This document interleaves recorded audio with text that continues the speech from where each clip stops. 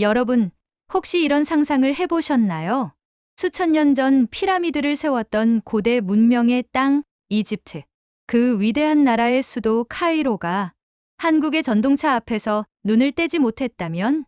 이게 우리나라 지하철이 맞아? 이건 기술이 아니라 하나의 문명 그 자체입니다. 오늘 소개할 이야기는 단순한 기술 수출이 아닙니다. 고대 문명이 현대 기술 문명을 인정한 순간, 그리고 한 나라가 변화라는 감동을 받아들이는 장면입니다. 한국 전동차 하나가 중동 전체를 바꾸고 있다는 이야기. 지금 그 믿기 힘든 이야기 속으로 함께 들어가 보시죠. 그날 아침, 나는 다시는 기억하고 싶지 않은 뉴스를 보며 커피를 시키고 있었습니다. 카이로 시내 중심가 라므세스 거리가 한순간에 마비됐다는 속보였어요.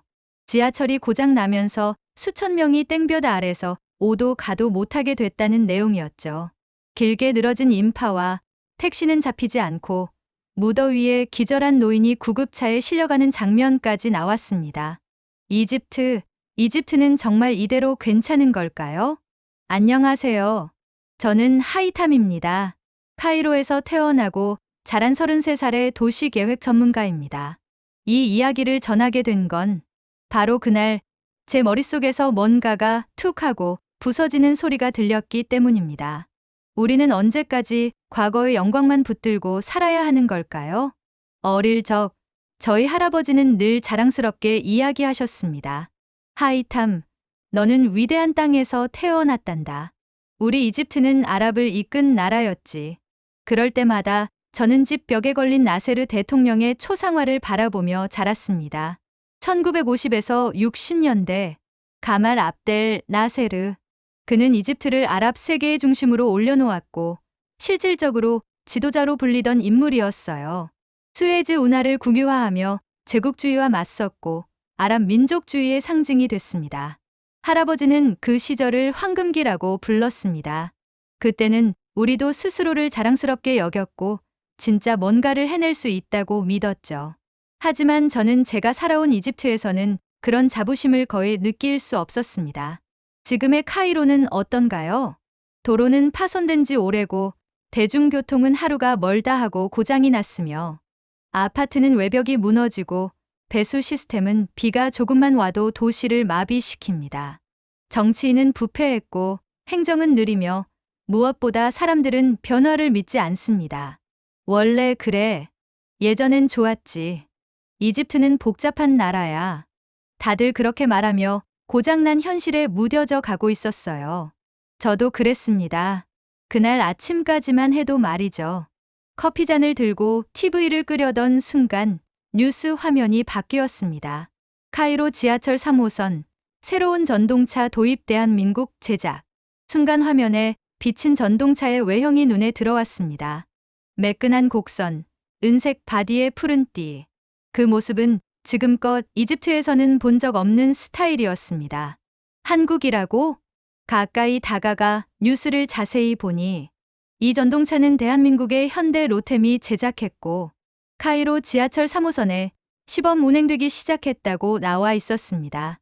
뉴스 속 기자가 전동차 내부를 보여주는 장면이 나왔는데 그 안에는 LED 디스플레이, 정숙한 운행 소리, 자동문, CCTV 시스템까지 갖춰져 있었어요. 솔직히 말해 저는 그걸 보며 멍해졌습니다. 이게 정말 우리나라에서 운행되는 지하철이 맞나? 이게 진짜로 카이로에서 운행된다고? 믿기지 않았습니다. 더 정확히 말하면 너무나 낯설었습니다. 제가 알던 이집트, 제가 늘 실망해오던 이 도시와는 전혀 어울리지 않는 모습이었으니까요. 그리고 그날 저녁, 회사 메신저에 한 메시지가 도착했습니다. 하이탐, 다음 주 한국 엔지니어들과 첫 미팅 잡혔어요. 준비 좀 해줘요. 그 순간 저는 알 수 없는 떨림을 느꼈습니다. 한국의 전동차가 실제로 우리 도시에 들어오고 내가 그 전동차를 만든 사람들과 협업을 하게 될 수도 있다. 그건 마치 먼 나라의 동화 속 이야기가 현실로 튀어나온 것 같았습니다. 그리고 그 동화는 이제 막 첫 장을 넘긴 상태였어요. 카이로 시청 건물 옥상에 오르면 한눈에 내려다 보이는 풍경이 있습니다. 회색빛 콘크리트 더미, 엉켜있는 전선, 빛 바래진 간판, 끝없는 자동차 행렬. 이 도시에서 숨 쉬는 것조차 버거울 만큼 무너짐은 이제 일상이었습니다. 저는 도시계획팀에서 일하며 자주 알살람, 임바바, 샤라우이 같은 나쿠 지역을 방문하곤 합니다. 현장 점검차 나갔던 어느 날 콘크리트 벽에 붕괴 경고 스티커가 붙어 있는 걸 보고 현지 주민인 아미나 아주머니에게 물었습니다. 이 아파트는 보수가 필요한 것 같은데 안전 진단은 받으셨나요? 아미나는 무심한 표정으로 대답했습니다. 진단 받으면 뭐해요? 정부는 돈이 없다고 하고 우리는 이사 갈 형편도 안 되는데. 그 말이 제 마음에 깊게 박혔습니다. 그리고 그 말은 이집트 전체를 설명해주는 듯했어요. 2022년부터 이집트 경제는 급격히 악화되기 시작했습니다. 국제통화기금 IMF의 보고서에 따르면 이집트는 코로나 이후 외화 부족, 식량 수입 의존, 에너지 가격 상승으로 인해 물가 상승률이 30%를 넘기며 화폐 가치가 반토막 났습니다. 달러가 없어 공공 프로젝트들이 줄줄이 중단되었고 시민들은 하루가 다르게 오르는 빵값에 지쳐 있었습니다. 중산층이 붕괴되었고 내일을 기대하지 않는 삶이 보편적인 정서가 되었죠. 그런 상황에서 도시 인프라의 붕괴는 가장 직접적인 타격이었습니다. 대표적으로 카이로 지하철의 경우 1979년 프랑스의 도움으로 처음 건설된 1호선을 시작으로 지금은 3개의 노선이 운행 중인데 40년 가까이 사용된 차량들과 노후 전기 시스템으로 인해 고장 빈도는 세계 최상위권이었습니다. 실제로 2021년 4월 3호선 전동차가 주행 중 정지하면서 30분 이상 시민들이 갇히는 사건이 발생했고 2022년에는 선로 이탈 사고까지 나며 사회적 불안이 커졌습니다. 그 모든 중심에 있는 카이로. 이 도시의 뿌리부터 썩어 들어가고 있었습니다. 그러나 역설적이게도 그런 절망 속에서 새로운 희망이 등장했습니다. 이집트 교통부는 2018년부터 새로운 교통 인프라 개선 프로젝트를 추진하면서 유럽 국가들과 일본, 중국, 그리고 대한민국과 협상을 벌였습니다. 당시 대부분의 나라들이 높은 비용, 긴 납기, 복잡한 사양 문제로 입찰을 포기했지만 대한민국의 현대 로템은 예외였습니다. 현대 로템은 카이로 3호선에 총 32편성 256량의 전동차 공급 계약을 체결하며 약 6,500억 원 규모의 대형 계약을 성사시켰습니다. 더 중요한 건 이 계약에는 현지 조립과 기술 이전 조항이 포함되어 있었다는 점입니다. 한국 기업이 단순히 전동차만 납품하는 것이 아니라 이집트 기술진에게 어떻게 유지하고 운영할 것인지까지 다 알려주는 구조였습니다. 저는 이 발표를 처음 들었을 때 솔직히 믿기지 않았습니다. 한국, 철도? 이 나라에서? 하지만 어느새 제 책상에는 현대 로템 기술협력 실무 매뉴얼이 올라와 있었고 저는 그 문서를 읽으며 이렇게 중얼거렸습니다. 우리가 바뀌는 걸까? 며칠 뒤 전동차 시범 운행일. 저는 카이로 북부에 있는 아들리 만수르역으로 향했습니다. 마치 행사장처럼 꾸며진 플랫폼. 거기에는 주황색 조끼를 입은 한국 엔지니어들, 그리고 아랍어 통역사와 함께 사진을 찍는 교통부 장관의 모습이 있었습니다. 곧이어 전동차가 천천히 들어왔고 그 모습은 정말 놀라웠습니다. 이집트에서 흔히 볼 수 있는 덜컹이는 쇠기둥이 아닌 조용하고 매끄럽고 정밀한 기계 덩어리였어요. 주변에 있던 시민들 몇 명이 소리를 질렀습니다. 이거 한국 지하철 맞죠? 전기 소리가 거의 안 들리네. 속도 보세요. 우와, 우리나라 건 아냐? 그 말들 속에는 충격, 부러움, 희망이 모두 섞여 있었습니다. 그날 밤 저는 어머니에게 말했습니다. 엄마, 진짜 바뀔지도 몰라요. 우리 도시가 이제 진짜로 다시 제대로 움직일 수 있을지도 몰라요. 전동차가 처음 정식 운행을 시작한 날, 카이로에 사는 사람들에게는 오랜만에 기대라는 단어를 꺼내 들게 되었습니다. 아침 일찍 교통부 공식 SNS에 올라온 안내문에는 이렇게 적혀 있었습니다. 오늘부터 3호선 일부 구간에서 새 전동차가 정식 운행됩니다. 현대 로템, 메이드 인 코리아. 저는 일부러 차를 두고 지하철을 타기로 했습니다. 교통 상황도 확인할 겸 시민 반응도 체감해보고 싶었어요. 아르리브스역 플랫폼에는 이미 수십 명이 카메라를 들고 대기 중이었습니다. 진짜 온다더니 한국 전동차가 진짜 오는 거야? 들었어? 이거 한국 사람들이 만든 거래. 기술력 장난 아니라던데. 중년 남성과 젊은 여성들 사이에서 이런 대화들이 오갔고, 일부는 아예 유튜브 생방송을 켜고 있었습니다. 그 순간 플랫폼 저편에서 전동차가 천천히 들어왔습니다. 기존 차량과는 확연히 다른 외형. 실버와 딥블루 조합의 세련된 디자인은 단번에 시선을 사로잡았습니다. 와, 저거 봐. 누군가 숨죽이며 말했습니다. 전동차 문이 열리고 사람들이 탑승하기 시작했어요. 차량 내부는 소음을 최소화한 서스펜션 시스템, 냉방이 강화된 공조장치, 양방향 안내 시스템이 갖춰져 있었습니다. 그 중에서도 지하철이 움직이자 사람들은 본능적으로 입을 다물었습니다. 헉, 너무 조용해. 속도 봐. 흔들림이 거의 없잖아. 이게 진짜 지하철 맞아? 우리 카이로에도 있다고? 이 장면은 우연이 아니라 수개월에 걸쳐 준비된 결과였습니다. 현대 로템은 이집트 3호선에 도입되는 차량을 기존 프랑스 알스톰 모델 대비 15% 이상 더 조용하게 제작했습니다. 주행 안정성을 확보하기 위해 차체에는 알루미늄 합금을 적용하고 소음 차단제를 다중 레이어로 설치했으며 이집트의 더운 기후를 고려한 맞춤형 냉방 시스템도 강화했습니다.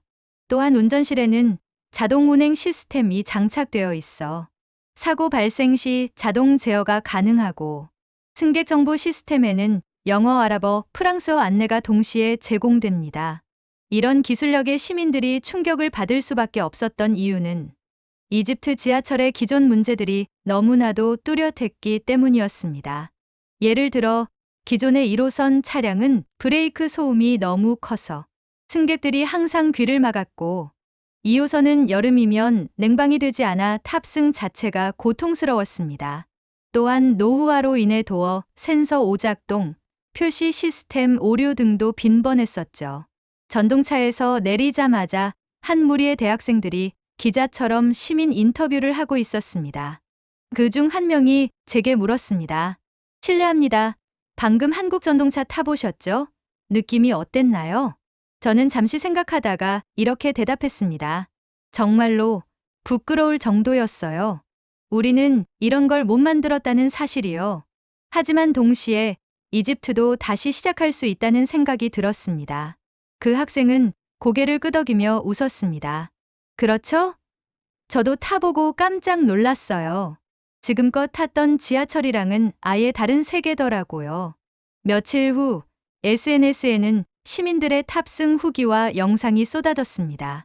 카이로에도 이런 지하철이 가능하다고? 이건 한국 지하철이지 이집트계 아냐 크크. 운행 도중 책 읽을 수 있을 정도로 안 흔들림. 정말 고마워요, 코리아. 우리에게 희망을 줬어요.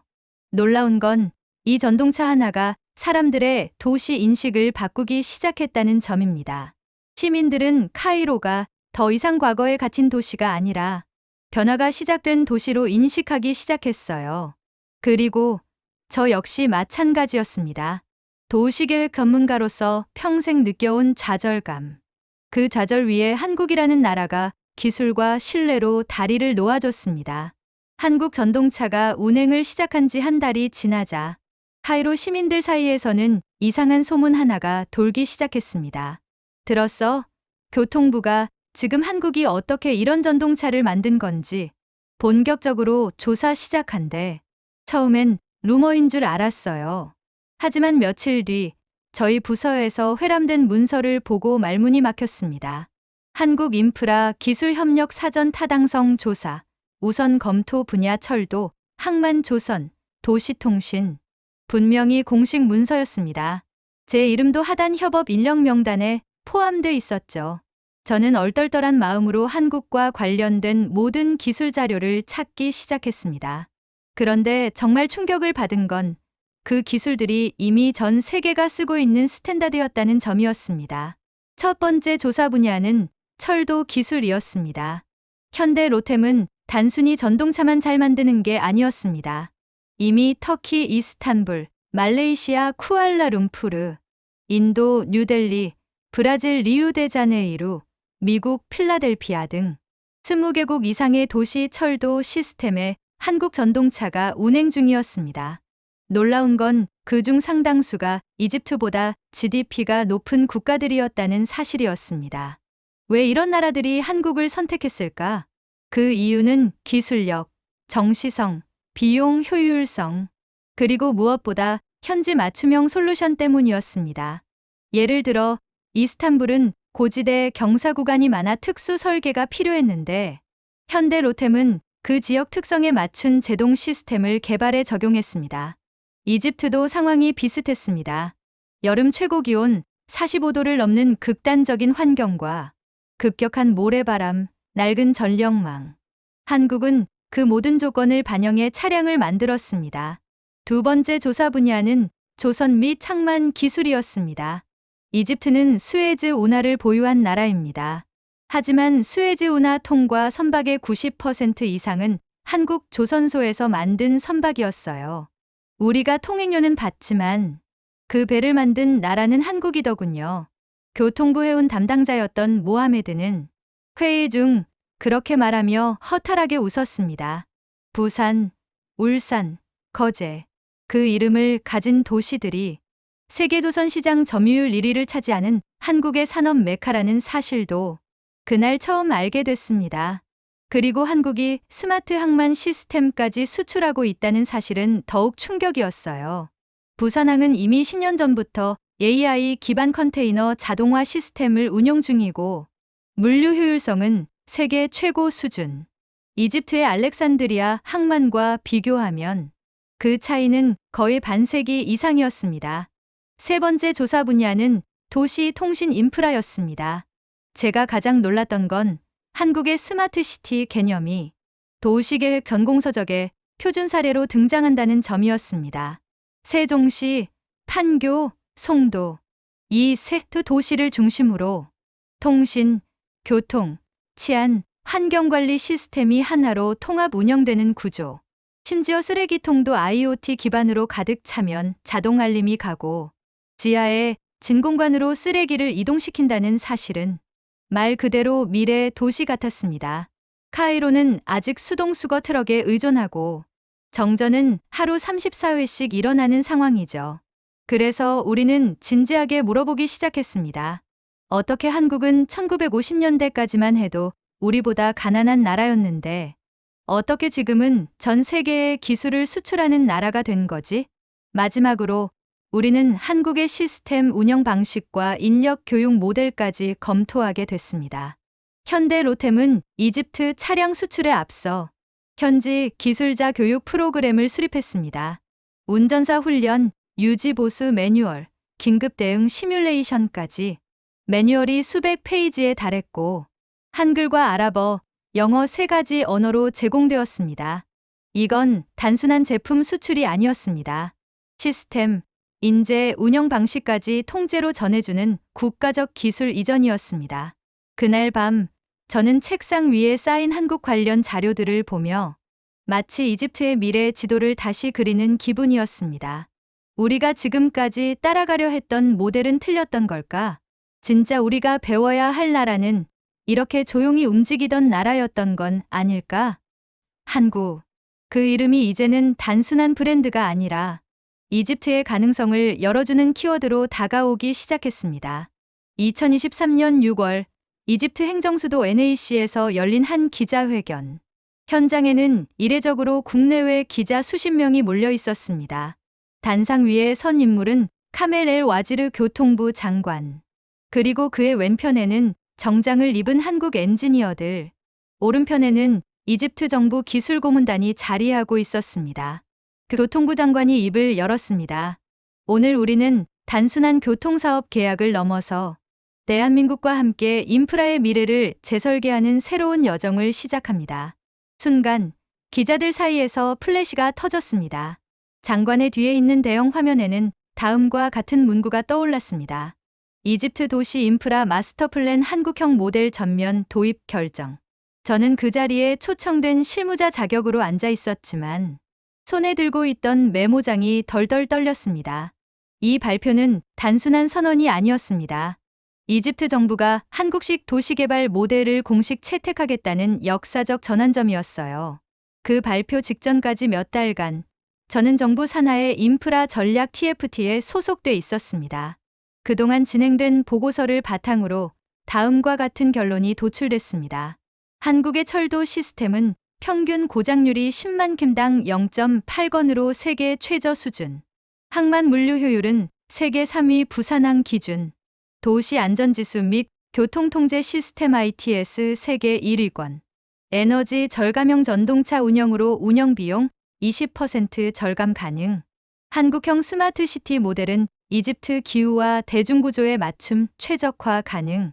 그 모든 수치는 단지 기술력만 보여주는 게 아니었습니다. 지금 우리가 어디에 있는가와 우리가 어디로 가야 하는가를 정확히 보여주고 있었죠. 특히 결정적이었던 건 한국이 단기간에 이뤄낸 도시화 경험이었습니다. 서울은 불과 50년 전까지만 해도 쓰레기와 무허가 판잣집으로 가득 찬 도시였다는 사실을 이집트 정부는 처음엔 믿지 않았습니다. 하지만 1960년대에서 1980년대까지 개발 연대 자료, UN 하비텟 보고서, 서울시 도시계획 백서 등 명확한 자료를 통해 그 과정을 직접 확인한 후 정부 고문단은 하나같이 고개를 끄덕였습니다. 그렇다면 우리도 가능하다는 말이군요. 총리실 소속 개발전략국장인 파라흐 씨가 그렇게 말했습니다. 그 발언 이후 모든 방향은 명확해졌습니다. 이집트는 한국의 철도 시스템뿐 아니라 도시계획, 항만 운영, 교통 통제, 정보 시스템까지 전면적으로 한국식으로 가져오기로 결정했습니다. 기자회견이 끝난 뒤 교통부 장관은 특별히 몇몇 실무자들과 한국 엔지니어들에게 식사 자리를 마련해 주었습니다. 그 자리에 한국 로템의 김재현 부장이 있었습니다. 하이탐 씨, 오늘 발표 어떻게 들으셨어요? 그는 저를 바라보며 부드럽게 말했습니다. 저는 잠시 말을 멈췄다가 이렇게 대답했습니다. 정말 우리 정부가 저런 말을 할 줄 몰랐습니다. 그냥 기술만 수입할 줄 알았는데 철학까지 받아들이겠다는 건 생각도 못했어요. 김재현 부장은 조용히 웃으며 말했습니다. 기술보다 중요한 건 사람이고 사람보다 중요한 건 믿음입니다. 이집트가 스스로 변하겠다고 믿기 시작한 거, 그게 제일 큰 의미 아닐까요? 그 말은 제 마음 깊은 곳을 울렸습니다. 며칠 뒤 한국과 이집트 간 정식 MOU가 체결되었고 다음과 같은 5개 분야 협력 항목이 발표됐습니다. 철도 차량 및 인프라 공동 개발, 항만 현대화 및 자동화 시스템 구축, 스마트시티 설계 및 통합 운영 시스템 이전, 현지 기술자 대상 전문 교육 프로그램, 지속가능형 에너지 효율 도입 컨설팅. 그 순간 이집트는 더 이상 기술을 빌리는 나라가 아니었습니다. 기술을 배우고 적용하고 재창조하려는 나라로 첫걸음을 내디딘 순간이었습니다. 그날 밤 저는 도시계획 프로젝트 파일을 열어 새 이름을 적었습니다. 이 도시는 이제 과거가 아니라 한반도에서 건너온 미래와 함께 움직이기 시작했습니다. 2024년 봄, 카이로는 낯선 언어로 가득한 도시가 됐습니다. 안녕하세요. 감사합니다. 거리 곳곳에서 한국어 인사가 들려왔고 지하철역 공사 현장과 항만 개발 구역에는 현대건설, 두산, LGCNS 로고가 새겨진 트럭들이 바쁘게 오가고 있었어요. 이건 단순한 해외 프로젝트가 아니었습니다. 한국 기업들이 이집트의 도시 시스템을 직접 손에 잡고 복원하는 역사적인 현장이었습니다. 저는 이 프로젝트의 일환으로 카이로 철도 통합 현대화 TF팀에 배치됐고 본격적으로 한국인 엔지니어들과 함께 일하게 되었습니다. 처음 만난 한국 기술팀의 리더는 현대건설의 도시 인프라 분야 책임자였던 박성우 부장이었습니다.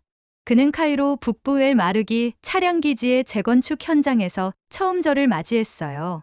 하이탐 씨, 오늘부터 저희랑 같이 시스템 구축 방향 잡아보시죠. 짧고 명료했지만 진심이 느껴지는 말이었습니다. 기지는 거의 폐허에 가까운 상태였습니다. 차량 정비용 리프트는 고장 나 있었고 전선은 노출되어 있었으며 오래된 설비들은 기름때로 덮여 있었습니다. 그런데 며칠이 지나자 이곳은 마치 게임 속 리셋 버튼을 누른 것처럼 변하기 시작했습니다. 한국힘은 기존 설비를 전부 철거하고 모듈화된 유지 보수 시스템을 갖춘 설비를 들여왔습니다. 작업동에는 스마트 센서 기반 고장 진단기, 야외에는 고온 차단형 자동 세척 시설이 설치됐고 기지는 매일같이 정해진 매뉴얼대로 청소, 관리가 이뤄졌습니다. 특히 놀라웠던 건 일하는 방식이었습니다. 모든 작업은 시간 단위로 계획되어 있었고 회의는 불과 15분 만에 끝났으며 모든 자료는 클라우드로 공유됐습니다. 박 부장님, 한국에서는 이게 일반적인가요? 제가 묻자 박 부장님은 웃으며 말했습니다. 이집트도 곧 익숙해질 겁니다. 이제는 우린 같이 가는 거니까요. 그 말이 정말 따뜻하게 느껴졌습니다. 한편 항만 개발 구역인 알렉산드리아 항에서는 또 다른 한국팀이 움직이고 있었습니다. 두산중공업은 오래된 하역 설비를 철거하고 IoT 기반 자동 컨테이너 적재 시스템을 도입 중이었습니다. 저는 항만 TF 실무 보고서 작성에 참여하게 되었고 그 과정에서 실제 하역 데이터를 분석하게 됐습니다. 기존 이집트 항만은 한 척당 하역 시간이 평균 36시간, 자동화율은 15%에 불과했지만 한국식 모델이 적용되면 하역 시간은 17시간으로 절반 가까이 단축, 자동화율은 70% 이상 향상될 수 있다는 예측이 나왔습니다. 이건 말 그대로 문명 전환 수준의 변화였습니다. 그리고 결정적인 기술이 하나 더 있었습니다. 바로 스마트 교통 관제 시스템이었죠. LG CNS는 한국에서 이미 검증된 스마트 시그널링 AI 교통 체계를 이집트 시범구역에 적용 중이었습니다. AI가 실시간 CCTV와 차량 위치 데이터를 분석해 신호등 주기를 조정하고 긴급 차량 우선 통과를 자동 제어하는 시스템이었죠. 카이로 동부 헬리오폴리스 구간에서 이 시스템이 처음으로 적용됐을 때 출퇴근 시간대 차량 정체 시간이 37분에서 14분으로 감소했고 교통사고 발생 건수도 한 달 사이에 25% 감소했습니다. 이 소식은 현지 언론뿐만 아니라 BBC, 알제지라, CNN 등에서도 집중 보도되었습니다. 중동의 미래는 이제 한국어로 쓰이고 있다. 이 문구는 BBC가 기사 타이틀로 사용한 실제 표현이었습니다. 어느 날 박 부장님이 저에게 이런 말을 했습니다. 하이탐 씨, 처음 여기 왔을 때 사람들이 우리를 경계했어요. 다들 너희가 뭘 안다고 우리 도시를 바꾸냐는 눈빛이었죠. 하지만 지금은 다들 우리와 같이 가고 싶어 해요. 그게 우리가 해야 할 진짜 일이에요. 그 말에 저는 고개를 끄덕였습니다. 우리가 맞이한 건 기술의 수입이 아니라 문화와 사고의 변화였으니까요. 카이로의 낡은 철로 위에 새 레일이 깔리고 항만에는 무인 크레인이 움직이며 교차로에서는 신호가 스스로 교통을 제어하는 시대. 그건 꿈이 아니었습니다. 그건 지금 한국이라는 국가와 함께 쓰고 있는 우리의 현 시점이었어요. 2025년 초 카이로의 눈에 띄게 달라진 변화가 있었습니다. 예전 같았으면 매일 아침 뉴스는 지하철 지연, 도로 마비, 화재 소식으로 가득했을 겁니다. 하지만 요즘은 전혀 다른 말이 들리기 시작했어요. 어제 아들리 만수르역에서 처음으로 늦지 않고 출근했어요. 택시기사들이 요즘은 더는 교차로에서 욕 안 해요. 신호가 제대로 되니까 교통사고가 진짜 줄었대요. 경찰이 감시해서가 아니라 시스템이 알아서 조정한다는데요. 이게 바로 도시가 다시 움직이기 시작한 증거였습니다. 저는 매일 아침 4호선 확장 공사 현장을 지나 출근합니다. 거기서 저는 종종 출근길을 사진으로 남기는 시민들을 봅니다. 전동차 안에서 아이와 셀카를 찍는 아버지, 창밖으로 떠오르는 태양을 바라보는 젊은 여성, 노인들이 지하철 내부의 에어컨 바람에 감탄하는 모습까지. 이런 장면은 불과 2년 전만 해도 상상할 수 없는 일이었어요. 과거 카이로 지하철은 악취, 폭염, 고장, 절도 등으로 시민들이 기피하던 공간이었거든요. 하지만 지금은 도시민의 삶의 질을 바꾸는 공간으로 탈바꿈하고 있었습니다. 그 중심에는 한국형 시스템이 있었습니다. 예를 들어 카이로 3호선의 5개 주요 역에는 한국에서 수입한 실시간 혼잡도 분석 시스템이 설치돼 있습니다. 이 시스템은 CCTV와 센서를 활용해 승객 밀집도를 실시간 분석하고 혼잡도가 높아지면 플랫폼 입구 신호를 조절하거나 대기 열차에 자동으로 운행 지시를 내립니다. 또한 모바일 앱 마우스를 통해 시민들은 실시간 열차 도착 시간, 혼잡도, 비상 상황 발생 여부까지 확인할 수 있게 되었습니다. 이 앱은 LG CNS와 이집트 통신부의 공동 개발 프로젝트였으며 출시 후 6개월 만에 500만 다운로드를 돌파했죠. 이건 그저 IT 기술의 도입이 아닌 시민 신뢰 회복의 상징이었습니다. 도시의 변화는 교통만이 아니었습니다. 도심 치안도 달라졌습니다. 과거에는 카이로 시내 주요 버스터미널과 지하철 역사 주변은 소매치기와 여성 대상 범죄가 빈번했던 지역이었습니다. 하지만 2024년부터 한국의 도심 통합 보안 시스템이 4개 핵심 구역에 시범 도입된 이후 범죄율이 평균 28%까지 감소했습니다. 이 시스템은 AI 기반 영상 인식 기술, 고해상도 CCTV, 실시간 경찰 통합 대응 프로토콜을 활용합니다.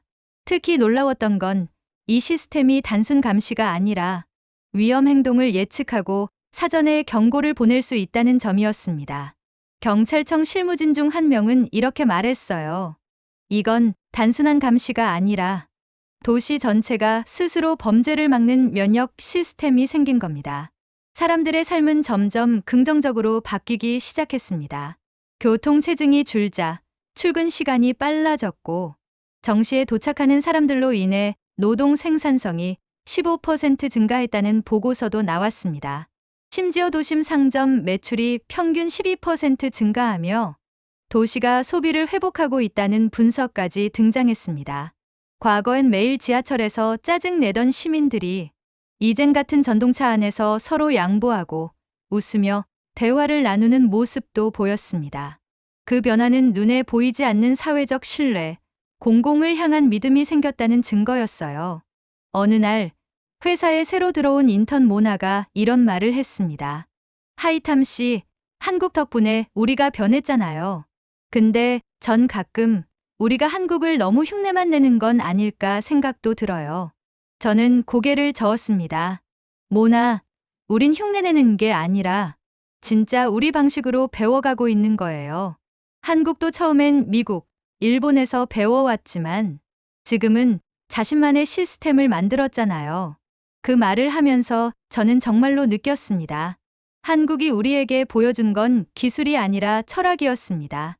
그것은 국민을 중심에 두고 도시가 어떻게 작동해야 하는가에 대한 답이었죠. 이제 그 철학을 이집트가 스스로 고민하기 시작한 것입니다. 저녁에 지하철을 타고 귀가하던 중 한 아이가 아버지에게 물었습니다. 아빠, 이 지하철도 한국 사람들이 만든 거야? 아버지는 웃으며 말했어요. 응, 맞아. 근데 이제 우리 기술자들도 같이 만들고 있어. 그 순간 저는 왠지 눈시울이 뜨거워졌습니다. 이 도시가 정말 바뀌고 있다는 게 너무나 분명하게 느껴졌기 때문입니다. 며칠 전 저는 카이로 국립박물관 앞 벤치에 앉아 있었습니다.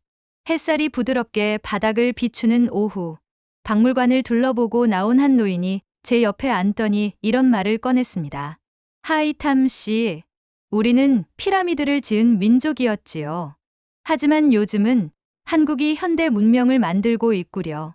그는 내셔널 지오그래픽에서 한국 스마트시티 기사를 보고 감탄했다며 가방에서 대한민국 인프라 특별판 잡지를 꺼내 보여줬습니다.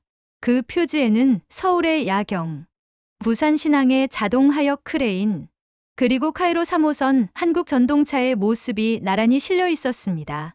저는 그 순간 단순한 기술 도입을 넘어 존경이 시작되었음을 느꼈습니다. 이집트는 오랜 시간 과거를 자랑하는 나라였습니다. 기원전 3000년의 문명, 파라오의 영광, 수에즈 운하와 나세르 시대의 독립 신화까지.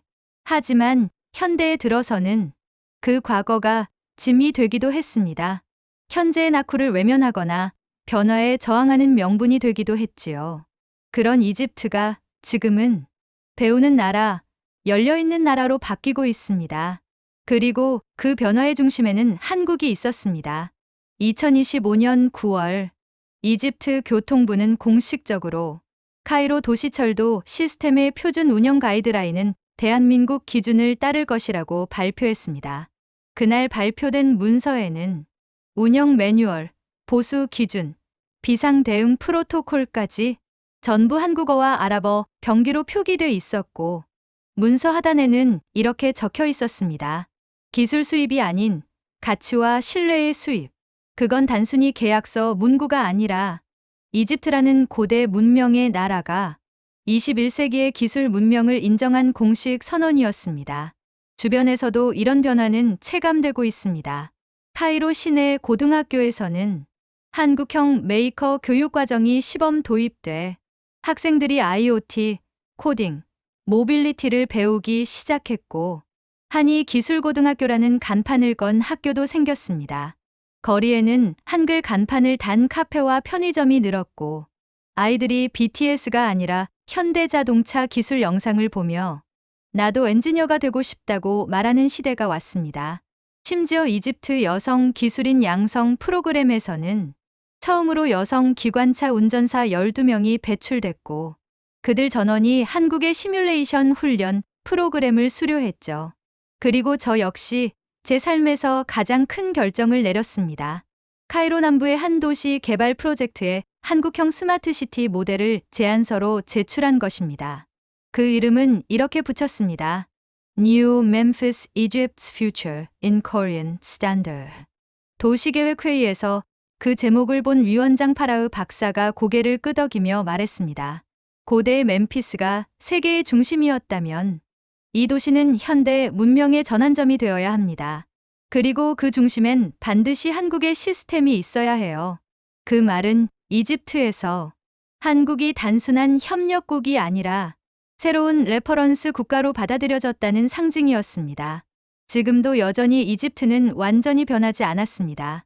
정전은 가끔 일어나고 행정은 여전히 느리며 도시 전체가 최첨단으로 바뀐 것도 아닙니다. 하지만 이건 분명합니다. 우리는 움직이기 시작했다는 것. 그 움직임의 시초가 바로 한국이었다는 것. 이제는 누군가 한국 이야기를 꺼내면 사람들은 대단한 애가 아니라 우리가 배워야 할 나라지 라고 말합니다. 그날 국립박물관 앞에서 다시 마주친 그 노인은 손에 들고 있던 한국 잡지를 접으며 이렇게 말했습니다. 고대 문명은 우리가 세웠지만 현대 문명은 한국이 만들고 있어. 그리고 우린 그 길을 따라가는 중이지. 저는 그 말을 듣고 하늘을 한번 올려다봤습니다. 맑게 갠 하늘 위로 조용히 지나가는 전동차 소리가 들렸습니다. 그건 단순한 기계음이 아니라 한 문명이 다른 문명을 인정하고 함께 미래를 만들어가는 새로운 소리처럼 느껴졌습니다. 수천 년을 자랑하던 이집트 문명이 이제는 겸손히 말합니다. 현대 문명은 한국이 만들고 있다. 그리고 그 변화의 시작점엔 전동차, 항만, 신호등, 스마트 시티 등 무심히 지나쳤던 우리의 일상이 있었죠.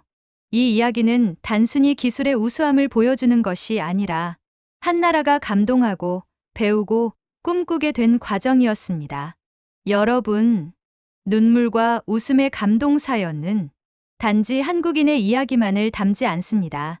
세계를 울린 한국의 순간들, 그 소중한 장면들을 여러분과 함께 나누고자 합니다.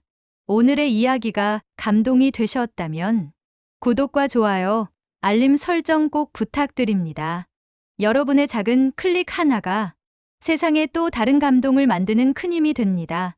감사합니다.